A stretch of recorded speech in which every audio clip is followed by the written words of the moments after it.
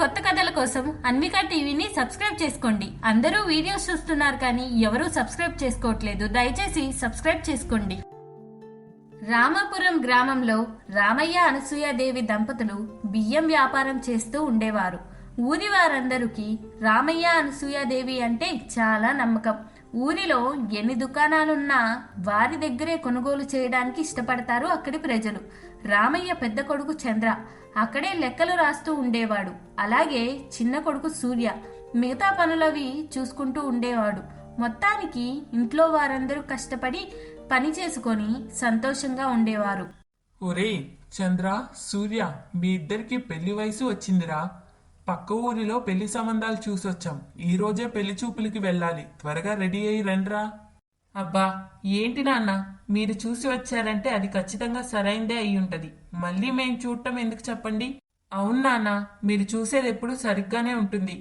అయినా మేము మీ మాట ఎప్పుడైనా కాదన్నామా చెప్పండి? కావచ్చురా, కానీ అన్ని విషయాలు వేరు, ఈ విషయం వేరు. మీరు పదండి, మీరు చూసి మీకు నచ్చితేనే చేస్తాం. సరే అని వారందరూ పక్కూరు పెళ్లి చూపులకు వెళ్తారు. అక్కడే పెద్దోడు చంద్రకి హిమను మరియు చిన్నోడు సూర్యకు రమ్యను చూస్తారు. వాళ్ళిద్దరికీ వాళ్ళు చాలా బాగా నచ్చారు. ఇక ఒకే మండపంలో ఒకే ముహూర్తానికి చంద్రకి హిమకి మరియు సూర్యకి రమ్యకి పెళ్లి చేస్తారు. కొద్ది రోజులంతా బాగానే ఉంటుంది. ఒకరోజు హిమ ఆరు బయట కూర్చొని ఉంటుంది. అప్పుడే ఇంటి పక్కనే ఉండే సరిత హిమను చూస్తుంది. సరిత రామయ్య వాళ్ళ ఇంటి పక్కనే ఉంటుంది. రామయ్య వాళ్ళ కుటుంబాన్ని చూసి, వారి అన్యోన్యతను చూసి ఎప్పుడూ ఓర్వలేదు. వారికి ఏదో ఒక విధంగా చెడు చేయాలని కోరుకుంటూ ఉంటుంది. అలా ఆరు బయట కూర్చున్న హిమను చూసి ఇలా అనుకుంటుంది, ఈ అమ్మాయి ఒక్కతే కూర్చుంది. వీళ్ళ కుటుంబంలో ఏదో ఒక విధంగా చిచ్చు పెట్టడానికి ఇదే మంచి సమయం అనుకొని సరిత హిమ దగ్గరకు వస్తుంది. ఏమ్మా హిమ, బాగున్నావా? బాగానే ఉన్నాను పిన్ని గారు. ఏం బాగోలేమ్మా. మీ ఆయన అంత కష్టపడి తెస్తుంటే ఈ ఇంట్లో వాళ్ళందరూ కాళ్ళు ఊపుకుంటూ కూర్చుంటారు. మీ ఆయనే పాపం చాలా పిచ్చోడు, అందుకే కూర్చోబెట్టి మేపుతున్నాడు. అలా ఉన్నవి లేనివి నాలుగు కల్పించి చెబుతుంది. అదంతా విన్న రమ్యకు అసూయ కలుగుతుంది. వామ్మో వామ్మో, అంతా నా మొగుడు కష్టార్జితంతో వీళ్ళందరూ హ్యాపీగా ఉంటున్నారు. ఎలాగైనా వీళ్ళ సంగతి తేల్చాలి అని అనుకుంటుంది. అలాగే రోజులు గడుస్తూ ఉంటాయి. రామయ్య ఆరోగ్యం క్షీణిస్తూ ఉంటుంది. అదే అదునుగా చూసుకున్న హిమ తన భర్తతో ఇలా చెబుతుంది, ఏమండి, మీ నాన్నగారి ఆరోగ్యం క్షీణించిపోతుంది. రేపు ఆయన చనిపోతే మన ఆస్తి మనకి రాదు. ఇద్దరికీ వ్యాపారం సమానంగా కావాలని చెప్పి మీ తమ్ముడు పోటీకి వస్తాడు. అందుకే ఇప్పుడే మీరు ఆస్తి పంపకం చేయమని అడగండి. అది కూడా వ్యాపారం మనకే వచ్చేలా చూడండి. ఆ పనికి రాని పొలాన్ని వారికిచ్చేద్దాం. అలా చెప్పగానే చంద్ర కూడా సరే అంటాడు. నువ్వు చెప్పేది కూడా నిజమేనే.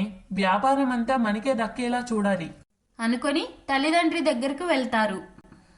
నాన్నగారు, మీ ఆరోగ్యం రోజు రోజుకు అంతంత మాత్రమే ఉంటుంది. కాబట్టి మీరు ఆస్తి పంపకం చేస్తే బాగుంటుందని నేను అనుకుంటున్నాను. అదెక్కడికి పోతుందిరా? ఎప్పటికైనా మీ ఇద్దరికి చిరుసగమే కదా. చెరిసగమా? అదేలాగా? అదేలాగేంట్రా, మాకున్న ఆస్తి మీ ఇద్దరికి చిరుసగం ఇస్తాం. అదంతా ఏం కుదరదు నాన్న. నేను చదువుకున్నాను కాబట్టి నాకు వ్యాపారం ఇవ్వడమే కరెక్ట్. వాడు చిన్నప్పటి నుంచి ఎలాగో మట్టిలోనే పనిచేశాడు కాబట్టి వాడికి పొలం ఇవ్వడమే కరెక్ట్. అంతేకాని ఇద్దరికి సగం అనేది ఎలా కుదురుతుంది నువ్వు చెప్పు? చంద్ర మాటలకు సూర్య మరియు అతని భార్య రమ్య ఏం మాట్లాడకపోవడంతో వ్యాపారం మొత్తం పెద్ద కొడుకు చంద్రకే ఇచ్చేశారు. ఇక ఎందుకు పనికిరాని పొలం మాత్రం సూర్యకిచ్చారు. అంతే, ఇద్దరివి వేరు వేరు ఇల్లు అయిపోయాయి. రామయ్య అనసూయాదేవి ఇద్దరు పెద్ద కొడుకు చంద్ర ఇంట్లో ఉన్నారు. ఒకరోజు, ఏమే, బాగా ఆకలేస్తుంది, అన్నం పెట్టరాపో. ఏమండి మావయ్య గారు, వండిన అన్నం మొత్తం మేము తినేశాం. మీరు అక్కడ తినడానికి ఏమీ మిగల్లేదు. అయినా ఒక పూట తినకపోతే ఏం కాదులేండి అన్న కోడల మాటలకు వారు చాలా బాధపడ్డారు. ఏమే, ఇంకెక్కడ మనం ఉండటం కరెక్ట్ కాదే. వారికి మనం భారంగా ఉండకూడదు. పద, వెళ్ళిపోదాం. అలాగే అండి, పదండి అని అర్ధరాత్రి వాళ్ళిద్దరూ వారి బట్టల సంచితో రోడ్డు మీద నడుస్తుండగా తమ చిన్న కోడలు చూసి ఇంట్లోకి తీసుకొస్తుంది. అదేంటి మావయ్య, మీరు ఈ సమయంలో బట్టల సంచితో ఎక్కడికి వెళ్తున్నారు? మేము మీకు భారం కావాలని అనుకోవట్లేదు కోడలా, మేము ఎటో ఒకటి వెళ్ళిపోదామని వచ్చాం. ఏం మాట్లాడుతున్నారు మావయ్య? మీకు మేము లేమా? వాళ్ళొద్దనుకుంటే మేం కూడా అలాగే చేస్తామనుకున్నారా? మీరు మీరు ఇక్కడి నుంచి కదలటానికి వీల్లేదు అని వెంటనే వారికి పళ్ళెంలో అన్నం పెట్టుకొచ్చి ఇస్తుంది. వారు తృప్తిగా తిని అక్కడే పడుకుంటారు. ఇదిలా ఉండగా రోజు రోజుకి చంద్ర ఇంకా రమ్య జనాలను మోసం చేసి సంపాదించాలని అనుకుంటారు. ఏవండి, ఇంతకాలం మనం కనిపెట్టలేకపోయాం, కానీ ఈ విషయం మాత్రం మనకి ముందే కనిపెడితే ఎప్పుడో మనం కోటీశ్వరులం అయిపోయే వాళ్ళం కదండి. అవునే, మనం అమ్మే బియ్యంలో సగం వరకు స్టోర్ బియ్యం పోసేసి అమ్ముతున్నాం. దానివల్ల మనకి ఎంత లాభం వస్తుందో. కానీ ఈ పిచ్చి జనాలు మాత్రం మన బియ్యపు సంచిలో మొత్తం మంచి బియ్యమే ఉన్నాయనుకుంటున్నారు, మన దగ్గర కొంటున్నారు. అవునండి అని వాళ్ళిద్దరూ నవ్వుకుంటూ ఉంటారు. అప్పుడే ఏమయ్యా చంద్ర, మీకు ఆడ బియ్యం కొనుక్కోపోతే వండితే అదేదో స్టోర్ బియ్యం ఆలుగా వాసన, బియ్యం కూడా లావుగా అయిపోతున్నాయి, ఎందుకంటావు? అదేం లేదండి, ఇది కొత్త రకం సరుకు. ఇది ఎక్కడో పెద్ద పెద్ద దేశాల్లో తినే బియ్యం. మనమేదో నమ్మకంగా ఉంటాం కాబట్టి ఈ బియ్యం మనకు వస్తూనే ఉంటాయి. నువ్వు బయట 10,000 పెట్టుకున్నా రావు ఇంత నాణ్యమైనవి అని అక్కడి ప్రజలను ఏదో విధంగా మాయ చేసేవాడు. ఇలా ఉండగా సూర్య ఇంకా రమ్య మాత్రం కష్టపడి పొలం పనులు చేసుకొని కూరగాయలు పండించి అందరికీ మంచి నాణ్యతరమైన కూరగాయలు అందిస్తూ ఉండేవారు. జనాలకు వారి మీద నమ్మకం చాలా పెరిగిపోయింది. అయ్యా సూర్య, ఏదేమైనప్పటికీ నీ దగ్గర ఉండే నాణ్యతకి, ఆ కూరగాయల రుచికి నువ్వు పలికే రేటు చాలా తక్కువయ్యా. నీకు ఇంకా మంచి గిట్టుబాటు వచ్చిద్ది. అవ్వా, మీరు మాపై చూపించే ప్రేమకు చాలా సంతోషం. నేను ఇదంతా కేవలం డబ్బు కోసమే చేయట్లేదు. మాలాగా ఎంతో మంది పేదలకు నాణ్యమైన కూరగాయలు అందించి వారి ఆకలిని తీర్చడమే లక్ష్యంగా పెట్టుకున్నాం. డబ్బులే కావాలనుకుంటే నేను వీటిని చాలా డబ్బులకే అమ్మగలను.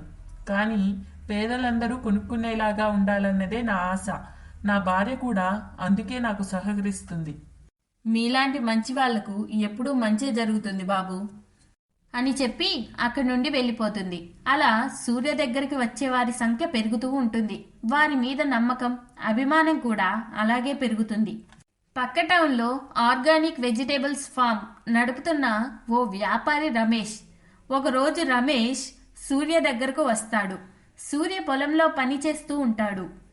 ఏమండి, ఇక్కడ సూర్య అంటే ఎవరు? అది నేనేనండి. ఏదైనా పనా? అదేం లేదండి, పక్కనే ఉన్న టౌన్లో నేను ఒక ఆర్గానిక్ వెజిటేబుల్ ఫామ్ను నడుపుతున్నాను.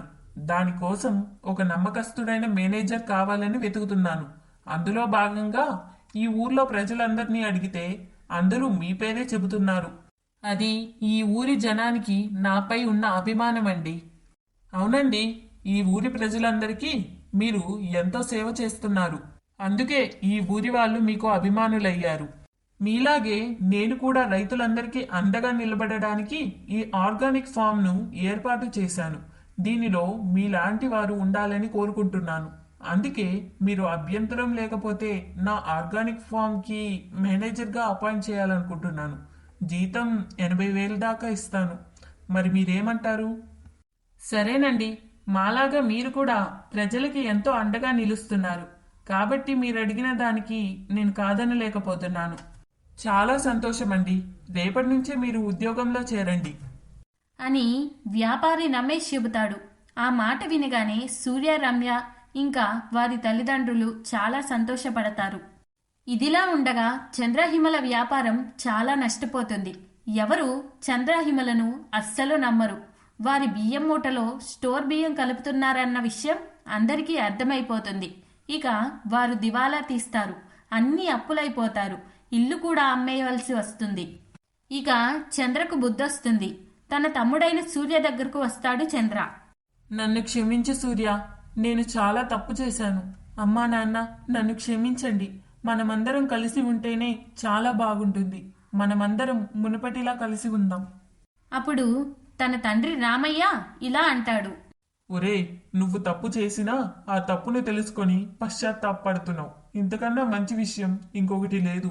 మన మధ్య ఎన్ని ఉన్నా కష్టం వచ్చినప్పుడు ఆదుకోవటమే కుటుంబం అంటే. కష్టపడి చేసుకునే ఏ పనికైనా ఫలితం ఆ దేవుడే ఇస్తాడు. అదే జనాలను మోసం చేయాలని అనుకుంటే ఆ దేవుడే శిక్ష వేస్తాడు. ఇంకెప్పుడు ఎవరిని మోసం చేయాలని అనుకోకు బాబు. సూర్యలాగా కష్టపడి పని చేసుకుంటే ఆ దేవుడే మనకి ఏదో ఒక రోజు మంచి చేస్తాడు అని రామయ్య చెబుతాడు. ఇక వారందరూ మునుపటిలాగే ఆనందంగా ఉంటారు. సూర్య పక్క టౌన్లో ఉన్న ఉద్యోగానికి వెళ్తాడు. అలాగే అన్న చంద్ర సూర్య పంటల్ని జాగ్రత్తగా పండిస్తూ ఉంటాడు. ఇది ఇవాల్టి కథ. మరొక ఆసక్తి కథలో మళ్ళీ కలుద్దాం. అంతవరకు సెలవు.